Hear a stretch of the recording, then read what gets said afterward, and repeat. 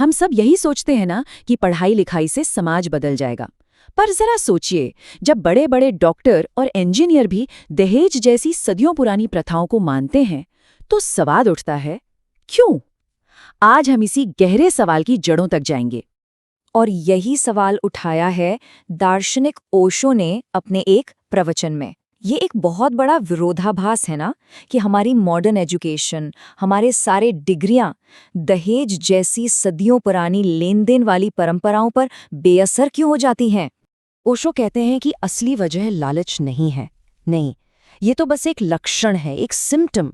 इसकी जड़ें, वो कहते हैं, अरेंज्ड मैरिज के पूरे सिस्टम में बहुत गहरी हैं। अब देखिए, जब माता पिता या समाज कोई रिश्ता तय करते हैं तो होता क्या है। ओशो का मानना है कि उस रिश्ते की पूरी इक्वेशन से सबसे जरूरी चीज यानी प्यार, वो ही बाहर हो जाता है। और जब रिश्ते की बुनियाद में प्यार ही नहीं है, तो उसकी जगह कौन लेगा? पैसा। जो एक इमोशनल कनेक्शन होना चाहिए था, वो एक ट्रांजैक्शनल डील बन जाता है। और ऐसे में दहेज तो एक नेचुरल आउटकम है ही। ओशो ये भी साफ कहते हैं कि इसमें सिर्फ एक पक्ष की गलती नहीं है, दोनों ही शामिल है।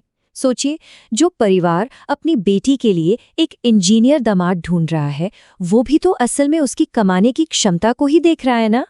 तो हिसाब किताब तो दोनों तरफ से हो रहा है।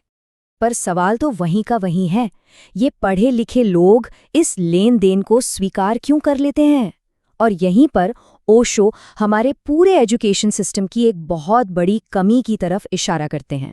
वो एक बहुत ज़रूरी फ़र्क बताते हैं कि साइंटिफिक एजुकेशन होना एक बात है और साइंटिफिक माइंड होना, यानी वैज्ञानिक सोच रखना, बिल्कुल दूसरी। मतलब सिर्फ डिग्री लेने से किसी का दिमाग साइंटिफिक नहीं हो जाता। और इस बात को समझाने के लिए वो एक बहुत दिलचस्प उदाहरण देते हैं, अरस्तू का। वही अरस्तू, एरिस्टोटल, जिसे वेस्टर्न फिलॉसफी का एक स्तंभ माना जाता है। तो अरस्तू ने अपनी किताब में क्या लिखा कि मर्दों के दांत औरतों से ज्यादा होते हैं। मजे की बात यह है कि अरस्तू की 2 पत्नियां थीं, लेकिन उसने कभी उनके दांत गिनने की जहमत नहीं उठाई। बस एक सुनी सुनाई बात पर यकीन कर लिया। और यही सबूत सामने होते हुए भी सवाल न करना, यही एक अनसाइंटिफिक, एक अवैज्ञानिक दिमाग की पहचान है। और अरस्तू का ये उदाहरण हमें सीधे उस असली मुद्दे पर ले आता है जिसे ओशो इन सारी सामाजिक बुराइयों की जड़ मानते हैं, और वो है विश्वास का जहर। एक ऐसा जहर जो सवाल करने की, संदेह करने की क्षमता को ही खत्म कर देता है। सोचिए, हमें बचपन से सिखाया क्या जाता है? यही ना, कि विश्वास करो, बड़ों की बात मानो। माता पिता, टीचर, धर्मगुरु, पूरा का पूरा समाज हमें सवाल करना नहीं बल्कि यकीन करना सिखाता है। बच्चों को सिखाया जाता है, इस बात को मान लो क्योंकि पापा कह रहे हैं, या क्योंकि किताब में ऐसा लिखा है।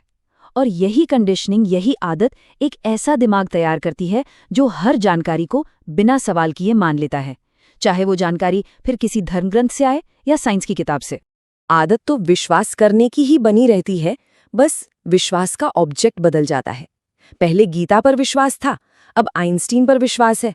लेकिन वो जो मूल आदत है, सवाल करने के बजाय बस मान लेने की, वो वैसी की वैसी ही रहती है।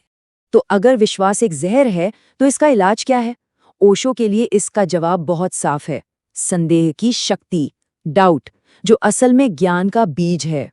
और यहीं पर वो एक साइंटिफिक सोच और एक पारंपरिक सोच के बीच का सबसे बड़ा टकराव दिखाते हैं। देखिए, विज्ञान का पहला सिद्धांत है संदेह, और हमारी शिक्षा का पहला सिद्धांत है विश्वास। दोनों बिल्कुल उल्टे हैं। मतलब संदेह कोई नेगेटिव चीज नहीं है। अरे, ये तो खोज, ज्ञान और आजादी का असली इंजन है। क्यूरियोसिटी, इन्वेस्टिगेशन, साइंस, इन सब का जन्म संदेह से ही तो होता है। तो फिर सवाल ये उठता है कि हमारा समाज संदेह से इतना डरता क्यों है और विश्वास को इतना बढ़ावा क्यों देता है? ओशो का जवाब सीधा है, क्योंकि संदेह से ज्ञान आता है और ज्ञान से आता है विद्रोह। ओशो कहते हैं कि जितने भी पावर स्ट्रक्चर हैं, चाहे वो परिवार हो, समाज हो या सरकार, उन्होंने हमेशा लोगों को कंट्रोल करने के लिए उन्हें जानबूझकर अज्ञानी रखा है। शूद्रों को शास्त्रों से दूर रखा गया, औरतों को पढ़ाई लिखाई से वंचित किया गया। क्यों? ताकि कोई सवाल न करे, कोई विद्रोह न हो।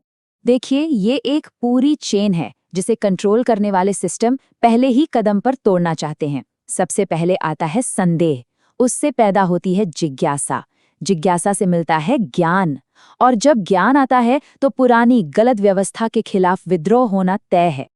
और ओशो के लिए यही बौद्धिक विद्रोह, यही इंटेलेक्चुअल रिबेलियन, सच्ची बराबरी और हर तरह की गुलामी को खत्म करने का एकमात्र रास्ता है। इसमें शादी के अंदर की गुलामी भी शामिल है, क्योंकि जिस इंसान के पास ज्ञान है, जो सवाल करना जानता है, उसका कोई मालिक नहीं बन सकता। वो सिर्फ एक दोस्त हो सकता है, एक बराबर का साथी। और ये सब हमें एक आखिरी बहुत गहरे सवाल पर लाकर छोड़ता है। लोग अक्सर इनसिक्योरिटी के डर से पुरानी परंपराओं और कानूनों से चिपके रहते हैं, लेकिन ओशो का सवाल ये है कि क्या इस चक्कर में हम कुछ ज़्यादा ज़रूरी, कुछ ज़्यादा कीमती तो नहीं खो रहे? तो ये सवाल सबके सोचने के लिए है कि असली सुरक्षा किस में है, कानून के बंधनों में या प्यार की आज़ादी में।